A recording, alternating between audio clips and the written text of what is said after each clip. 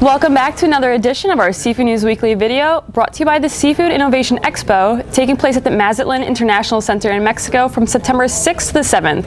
Visit expoinnovacionayp.com. I'm Amanda Buckle. And I'm Lauren Castiglione. Thanks for tuning in. The Canadian Department of Fisheries and Oceans has withdrawn an allocation of 25% of the Arctic surf clam quota from the small New Brunswick First Nation that won the award. They've also pledged to work with Clearwater Seafoods, the existing sole license holder, to ensure the unallocated quota can be used to support income and livelihoods of plant and vessel workers this year.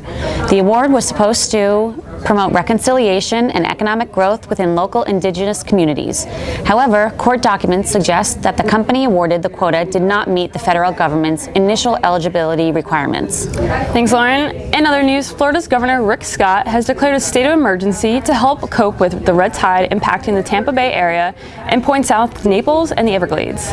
The toxic bloom has killed thousands of fish and some turtles and has hit tourism, as many will no longer go to the beach.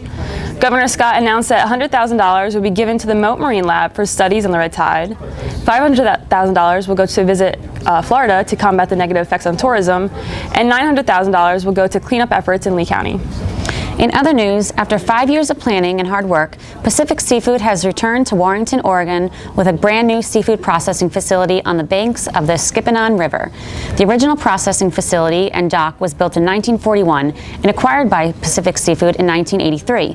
The Pacific Seafood's plant was the largest employer in Warrenton, providing more than 100 full-time jobs and up to 100 seasonal jobs before it burned down in 2013. The Warrenton team quickly scrambled to relocate the facility temporarily to Astoria in 7 days in what became known as the 7-Day Miracle. The new facility and dock will support hundreds of team members as well as their families and will provide a market for up to 70 independent commercial fishing vessels, many which are home ported in Warrenton. Thanks, Lauren. And in our final story of the day, Erna Berry's Seafood Import Workshop is hitting the road again. Following a successful event in Los Angeles this past February, the Seafood Import Workshop is back on the East Coast, Boston to be specific.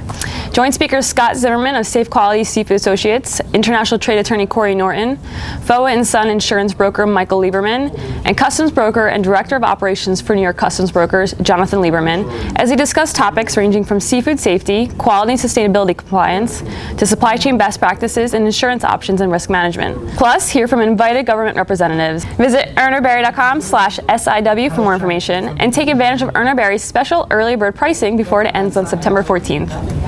And that wraps up our news for the week. Be sure to head over to SeafoodNews.com or visit the Seafood tab in Comtel for a comprehensive look at the latest market and industry news. And don't forget to listen to a new episode of the Seafood News podcast, released on SoundCloud and iTunes every Monday. That's a fact. Thanks for watching, and you be well.